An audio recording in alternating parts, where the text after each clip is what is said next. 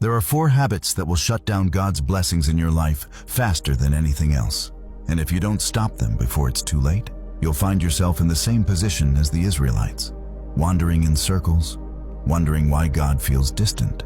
The scary part? Most Christians are doing at least 2 of these right now without even knowing it. But here's what's really concerning. These habits don't feel wrong when you're doing them. They feel normal. They feel justified. And that's exactly why they're so dangerous. Today we'll uncover 4 dangerous habits that stir God's anger. And as we go through them, ask yourself, have I been guilty of any of these? Number 1, complaining instead of trusting. The first habit that makes God angry is constant complaining. Not just about big things, but about everything. Your job, your relationships, your circumstances. Sound harmless? Tell that to the Israelites. Numbers 11:1 says, "When the people complained, it displeased the Lord. For the Lord heard it, and his anger was aroused." Notice it doesn't say when they sinned or when they worshipped idols. It says when they complained. Here's why this matters. Complaining is actually a declaration that God isn't good enough. Every complaint is basically saying, "God, you messed up. I could run my life better than you." That's not just negativity. That's pride disguised as frustration. You might be thinking, but I have real problems. Of course you do. But there's a difference between bringing your concerns to God and constantly grumbling about what He's allowed in your life. The Israelites had real problems too, but their complaining turned a short journey into decades of delay. Number 2, taking credit for God's blessings. The second habit is pride in your achievements. When things go well, you forget who gave you the ability, the opportunity, and the strength to succeed. Deuteronomy 8, verses 17 to 18 warns us, "You may say to yourself, 'My power and the strength of my hands have produced this wealth for me.'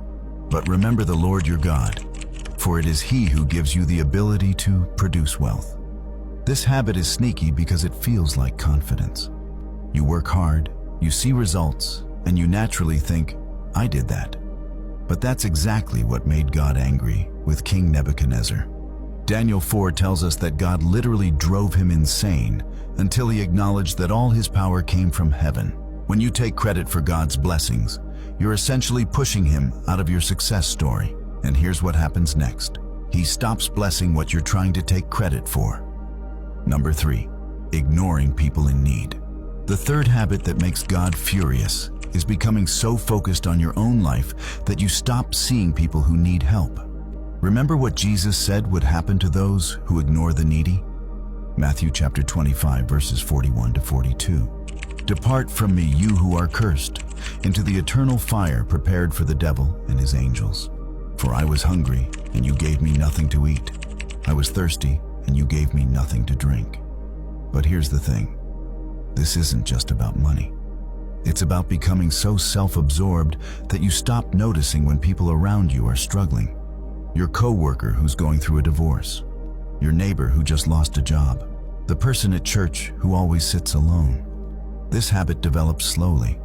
You get busy with your own problems, your own goals, your own plans. Before you know it, you're living like the people around you don't matter. That's exactly what happened to Sodom, according to Ezekiel 16:49. They became arrogant, overfed, and unconcerned about others. Number 4, making excuses instead of obeying. The fourth and most dangerous habit is rationalization. When God asks you to do something, you find reasons why it doesn't apply to you or why you can't do it right now.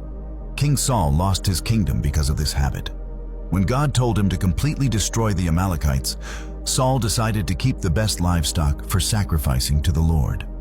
Sounds spiritual, right? But 1 Samuel 15:22 says, "To obey is better than sacrifice, and to heed is better than the fat of rams." You might not realize you're doing this, but every time you know what God wants and you find reasons to delay or modify His instructions, you're following Saul's pattern.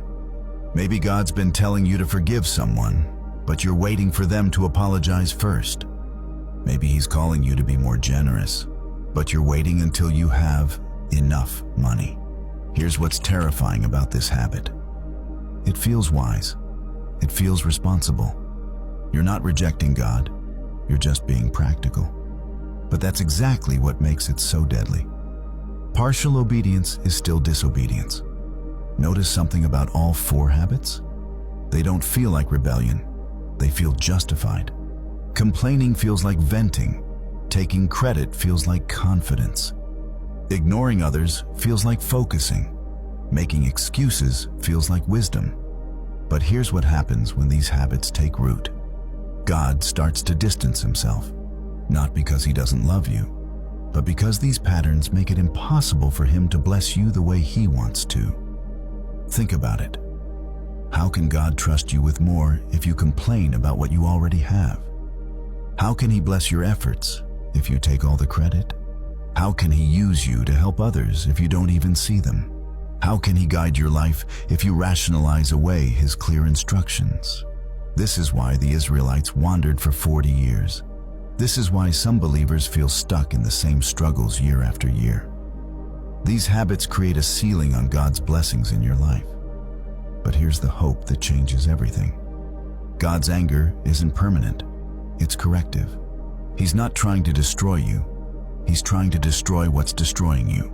The moment you recognize these patterns and start changing them, his blessings start flowing again. Your breakthrough is on the other side of breaking these habits. Don't let another day pass living beneath God's best for your life. The choice is yours, but choose quickly, because tomorrow might be too late. Drop a comment below and tell me, which of these 4 habits do you need to break in your life? Share this video with someone who needs to hear this warning.